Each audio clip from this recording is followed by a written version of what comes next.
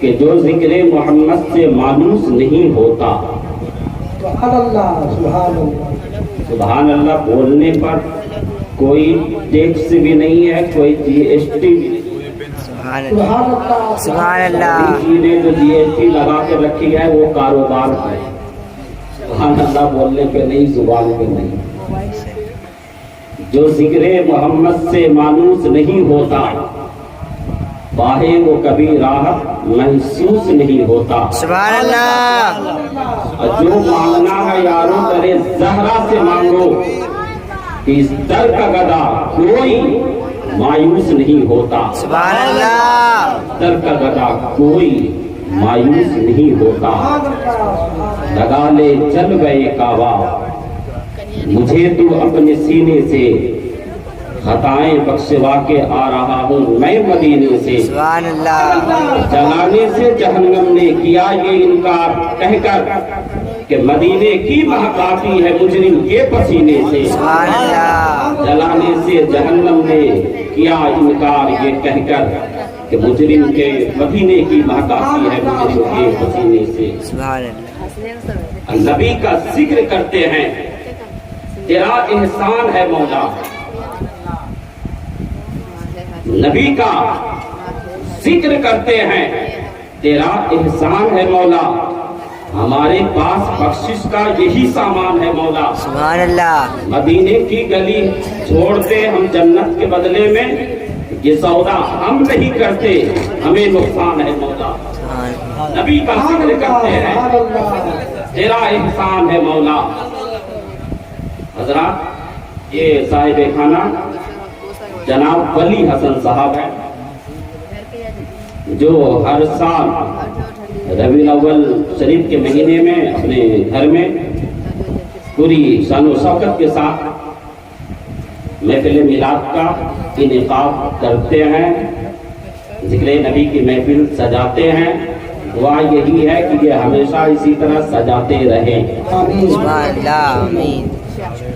یہ سجاتے ہیں محفل میلاد، یہ کم احسان نہیں ہے رب کا کہ رب نے ہم مسلمانوں کو، ہم سنی مسلمانوں کو اپنے نبی کی محفل سجانے کی توفیق بخشی ہے۔ اگر محفل میلاد سجاتے ہیں تو یہ خدا کی مرضی ہے، یہ خدا کی توفیق ہے۔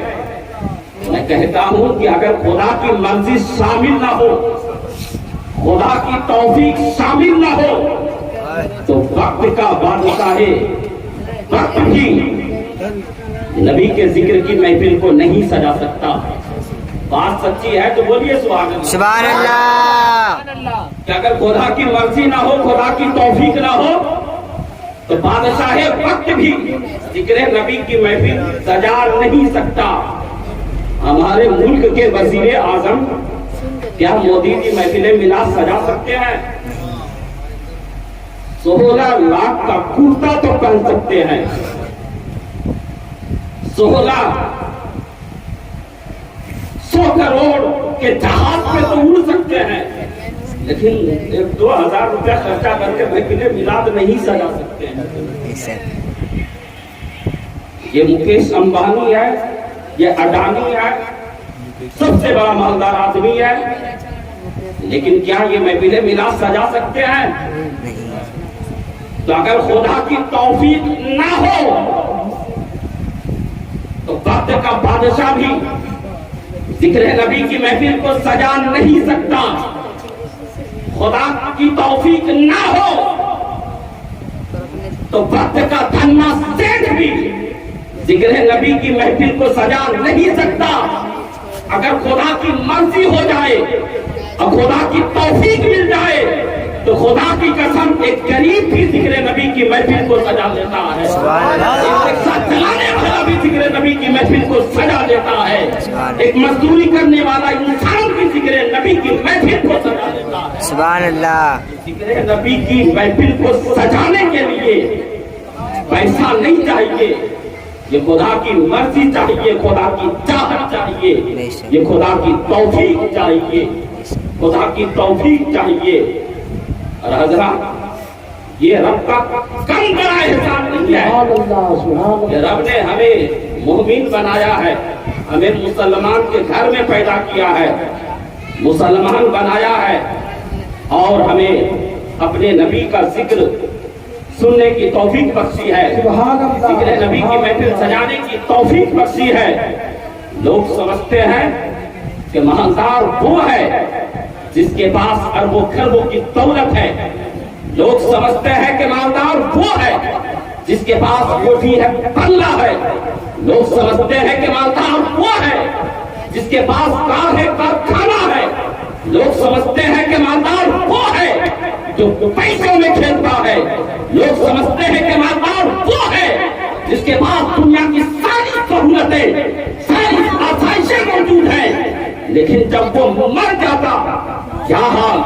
کار گیریج میں کھڑی ہے، دولت بینک کے تجاری میں پڑی ہے، یہ کار کی گاڑی گھر میں پڑی ہوئی ہے، اب دنیا سے جا رہا ہے، کچھ بھی ساتھ میں نہیں جا رہا، تو یاد رکھنا کہ مالدار وہ نہیں جس کے پاس کار اور کارخانہ ہے، جس کے پاس فیکٹریاں ہیں، مشینیں ہیں، جس کے پاس کروڑوں کی دولت ہے، اربوں کی دولت ہے، مالدار وہ نہیں۔ خدا کی قسم، حقیقت میں مالدار وہ ہے جس کے پاس ایمان کی دولت محفوظ ہے، مالدار وہ ہے جس کے سینے میں نبی کی محبت کی شمع چل رہی ہے، جس کے سینے میں نبی کی محبت کا چراغ چل رہا ہے، کہ جب تک زندہ رہا رب کا نام لیتا رہا، جب تک زندہ رہا نبی کی نام پڑھتا رہا، جب تک زندہ رہا نبی کے نام کے نعرے لگاتا رہا، جب تک زندہ رہا نبی کے نام کی کیٹ کرتا رہا، جب تک زندہ رہا نبی کا میلاد کرتا رہا،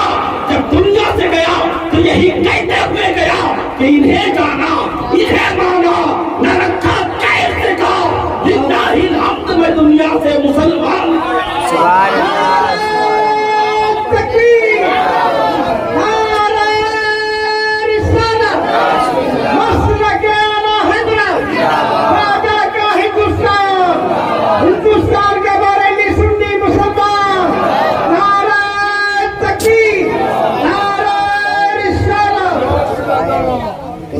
کا ذکر کرتے ہیں، تیرا احسان ہے مولا، ہمارے پاس بخشش کا یہی سامان ہے مولا، مدینے کی گلی ہم چھوڑتے جنت کے بدلے میں، یہ سودا ہم نہیں کرتے، ہمیں نقصان ہے مولا، سودا ہم نہیں کرتے، ہمیں نقصان ہے مولا۔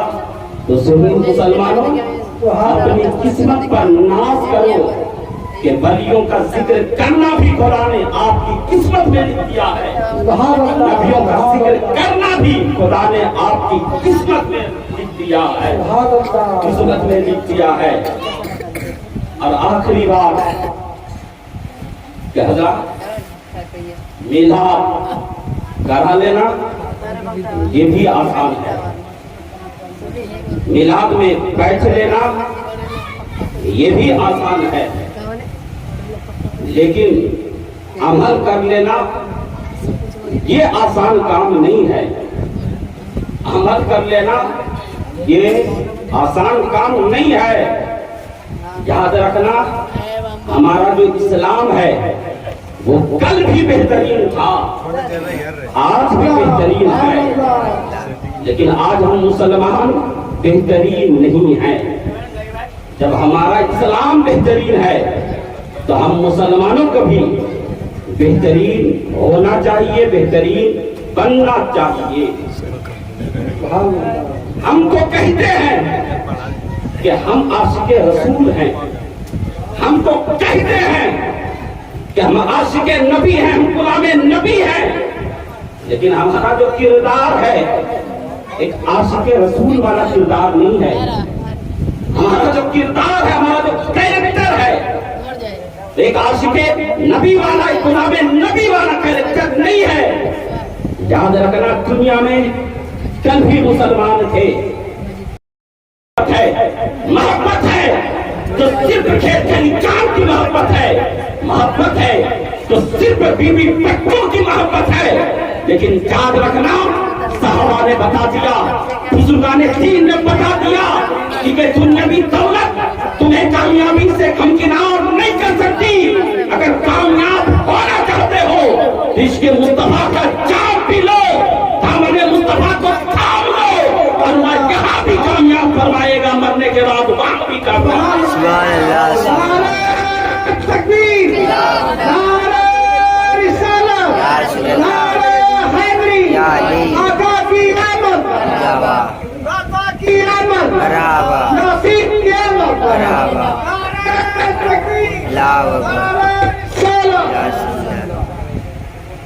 सबको अच्छा खासा इनाम मिल रहा है, मुझे भी मिले हैं, अल्हम्दुलिल्लाह बहुत मिले हैं। ध्यान रखिएगा कि नबी के जिक्र करने में हमेशा आदमी का फायदा ही होता है।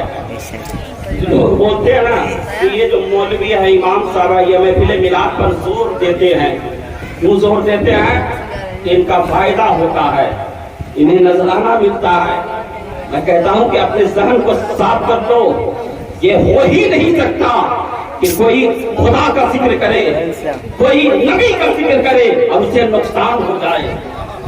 जो खुदा का जिक्र करता है, जो नबी का जिक्र करता है, वो हमेशा फायदे ही में रहता है।